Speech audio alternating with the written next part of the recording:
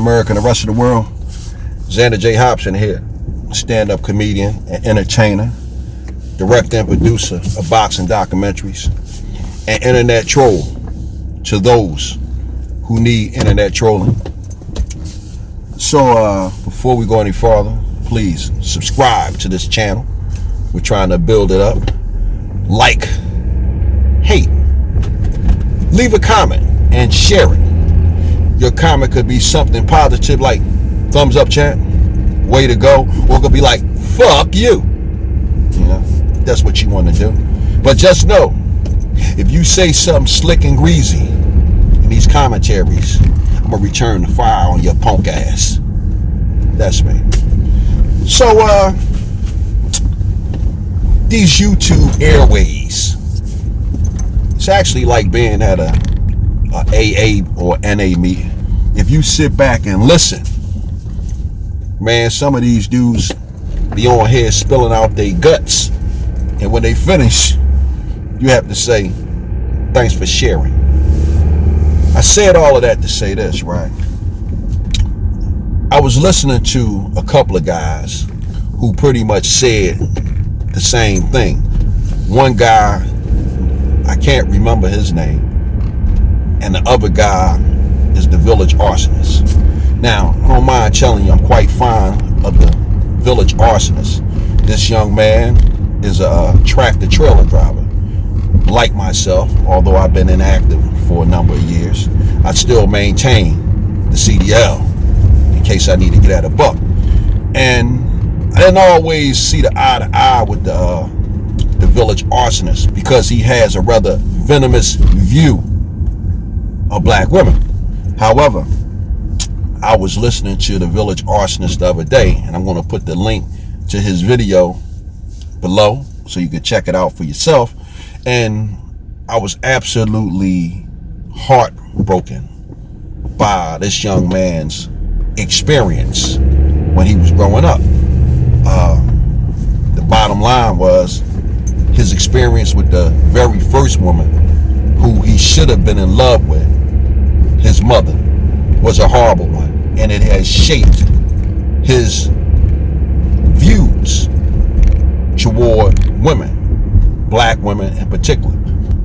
The village arsonist, seeing black women as evil monsters or something akin to that young black boys had to be protected from. So now, right, I understand why so many of these young men have gravitated to the dating coaches. I understand now. Because again, how in the world can a person have a healthy appreciation for women when the very first woman in their life was a low-life, uncouth bitch? Little about me, right?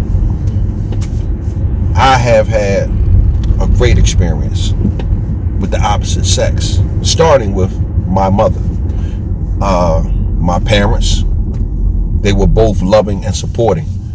Although they separated when I was maybe about 5 or 6 years old, my mother and father still maintain a cordial relationship with one another.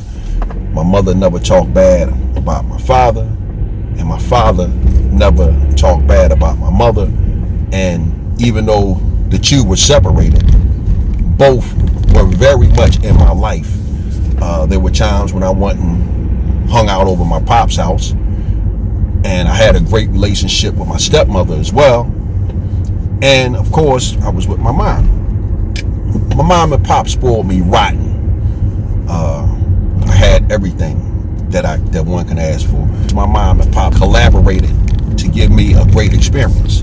And of course, the girls loved me because, you know, I was a sharp guy. You know, I wore nice shit, motorbikes and cars and all of that. Now, I will admit, there were occasions where the girls that I liked didn't like me, and the girls that liked me, I didn't like. But I learned to navigate my way through that, and thus, you know, I have a healthy appreciation for women. So I said that not to brag, I said that to say, who am I to be overly critical towards a young person who didn't grow up in that loving and nurturing environment? I get it. I finally get it. Often enough, I heard guys like Jesse Lee Peterson get on these airwaves and talk about how evil the black mother was and how black boys hate their black mothers. And prior to listening to the Village Arsonist and this other young man who was in a lot of pain owing to the horrors his mother exposed him to, that kind of shit got past me. Now, I had friends who had mothers who were drunks. I had friends who had mothers who were a little bit stern. One might even say abusive. My mother even took in a handful of my friends who we were raised together as brothers, because once their mothers fell victim to the drug epidemic in the 1980s, my friends needed somewhere to live, and my mother opened up our doors to my friends. And even though their mothers were sick with drug addiction and alcoholism, my mother took them in, and they still got the nurturing and the love that they needed, even if it wasn't from their mother. Now, I said that to say, I couldn't imagine what it would be like to come home and catch my mom with a foot of dick down her throat. I couldn't imagine what it would be like for my mom to let a man into our home and that man physically or sexually abuse me and my little sisters.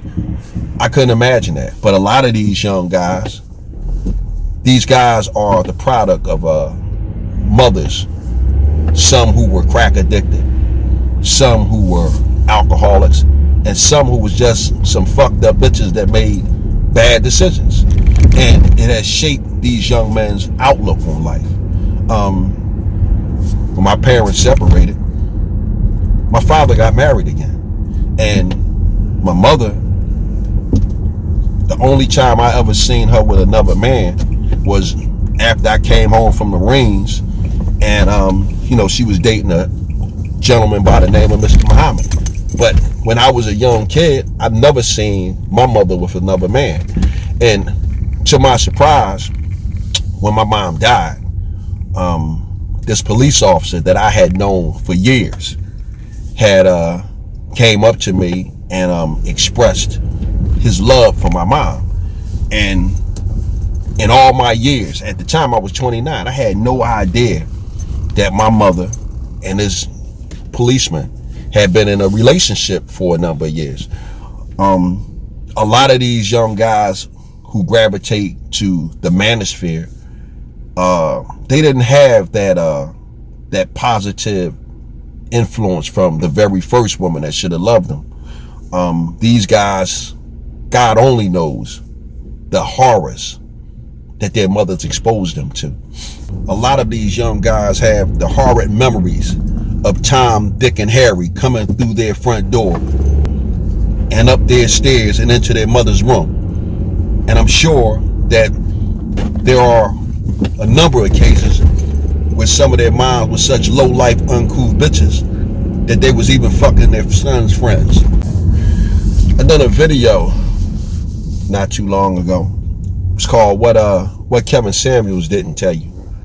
And the experiences that I shared was based on my positive relationship with my parents and the positive relationships and experiences I've had with the women that I've dated throughout the years, based on how my parents treated one another. I hear guys talking about the baby mama drama and all that. I don't know anything about that kind of stuff. And again, I know I had responded harshly to a lot of people, because to these guys who came up in an unhealthy environment, their disdain for my experience was probably akin to the disdain that a lot of people had for the Cosby Show. People who couldn't relate to a two-parent home, both parents professional, both parents loving.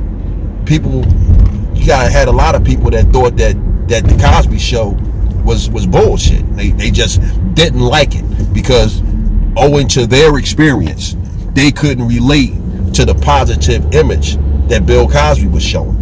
Now I understand that when a lot of these guys were attacking me on some of my views that were shaped by my positive experience, they were attacking me because their experiences were so hideous, and the notion of someone's experience being anything other than fucked up was more than they could stomach.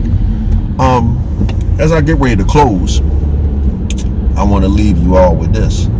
I'm a nasty guy, and the reason why I'm a nasty guy was because of the haters. Because again, my parents spoiled me rotten, and they gave me not only love, but they showered me with material objects, which made me the envy of a lot of people in my neighborhood. And as a result of that, I had to learn how to defend myself, and it gave me a certain attitude. So now I got an idea why a lot of these young men feel the way they feel, and why they have a certain disdain for women. Because the disdain that they have for women is comparable to the disdain that I have for the haters. Folks, only thing I can say is this, as I get ready to draw this thing to a conclusion. Gentlemen, if your experience with a woman was a bad one, I just hope that you get some therapy. And I hope at some point you are at least able to forgive black women and not hold every single solitary black woman liable for the pain and the cruelty that your stinking ass mother inflicted on you. If you get the right woman in your corner, and you get the love and the respect of the right woman, oh man, a woman is paradise if you get the right woman. But if you get the wrong woman, hey man, it's gonna be hell to pay. I'm done with it. Bam!